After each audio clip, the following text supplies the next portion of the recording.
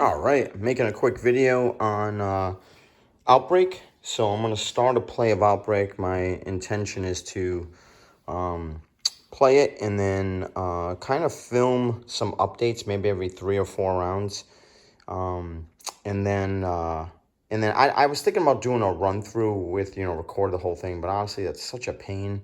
And then what happens is I end up not, I just start not, I guess, having as much fun, or even like strategically I don't play as well because I'm just worried about like what I'm saying on camera and stuff. So not worried about it, but just second guessing everything. So anyway, I think I'm gonna do this. Hopefully someone will want to watch it. But how I get my characters, or how I pick my 4 characters, is I always roll the dice, and it's completely random. But I'm gonna tell you, man, this team is, so it's on hard mode. That's how I play Outbreak.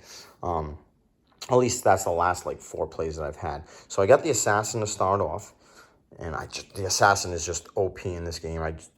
He's so powerful. That's his special thing, is after a kill he can move 1 settlement as an extra, and then he rolls 1 single resource attack. So if he's around any zombies that just have like 1 kill, like like a supply, you have a decent chance to taking them out. But more importantly, if he's carrying some supplies, then it's almost like a guarantee, because, like, for example, if to kill someone you need a dynamite, well, you move after you kill. You have to have a successful kill, but once you do, you can move adjacent, and then you roll. And if you land the dynamite, you don't have to use it. But if you do land if you don't land the dynamite, you can use one of these supplies, which is just awesome. So he is super powerful, especially when you tag team him with a bunch of skills.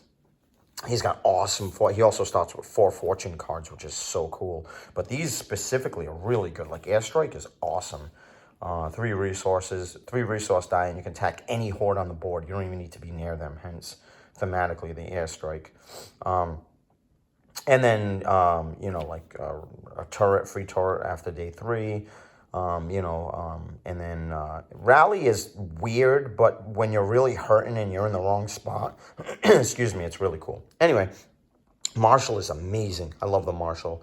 I think the Assassin's more powerful, but the Marshall's just cool because you always have that decision of like, should I do settlement aid? You always want settlement aid, but you also always want attack because you got these hordes coming. And the Marshall lets you do both. Very classic pandemic, character. Soldier is awesome. He gets to attack, and he gets to make an extra attack, so you can load him up with some really cool skills. And then he also has the katana to start the game. These are random, by the way. Fortune cards are random, but he ended up getting the katana, it counts as an extra skull, which is a wild card. So that's such a great start for him.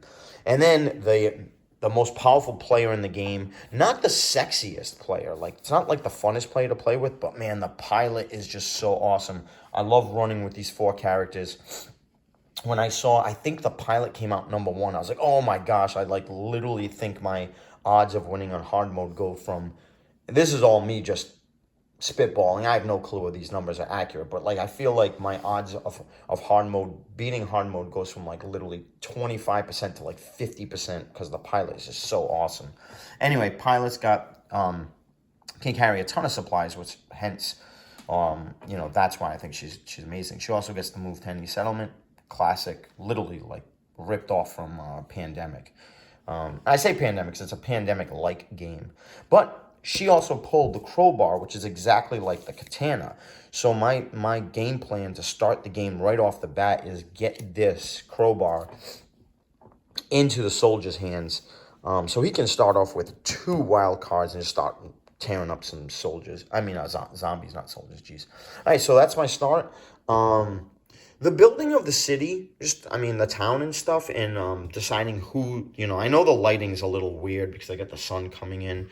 It's Christmas, so I got all these cool things like the kids and everybody. So I pushed this away, but, Christmas trees in the background. Actually, I got Nucleum under the tree. I got that as a present for my birthday. But, anyway, and I also have Andromeda's Edge downstairs. I've been playing that game for quite a bit. I've been 3-handing it, and I played against the solo mode, but I've been playing just regular. It's a Euro game. You can kind of like 2-hand or 3-hand it pretty pretty, well, that one's weird because there is some fighting, but anyway. So anyway, that's why I'm playing upstairs, but the sun's a little weird. Maybe I'll close the blinds or something. Maybe I won't. Whatever. Anyway, the start of the game, when you start putting like your tiles around your town, I'll tell you right now, it's a little, I don't want to say overrated, but it doesn't really mean that much in the game, in my opinion. And I think you can mess things up, but basically what I do is any tile that has anything to do with like supplies or something you're gonna grab, like supply.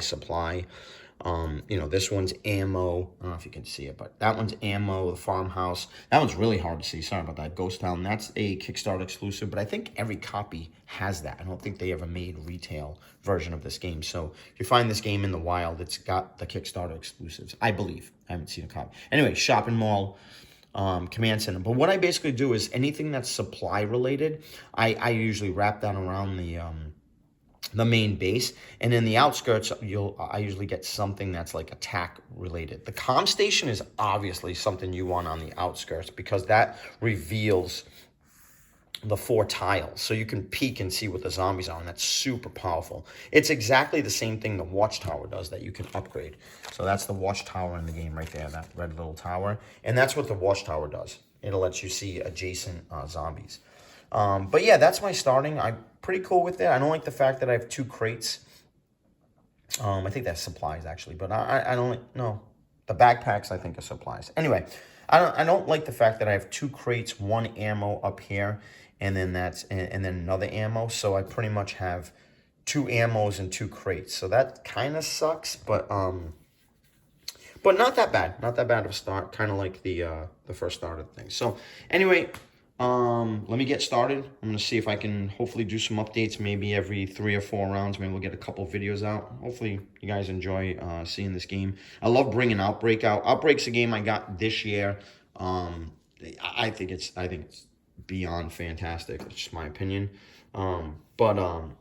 Yeah, I wanted to play 2 of my favorite games, so I'm bringing this game out. Probably, hopefully, play it one day, get it done, and get that under my belt. Just because I haven't played it in a couple months, and then I'm gonna play Dungeon Crusade, the Christmas one that I like to do. I've been doing that the last couple of years. But all right, thanks for watching.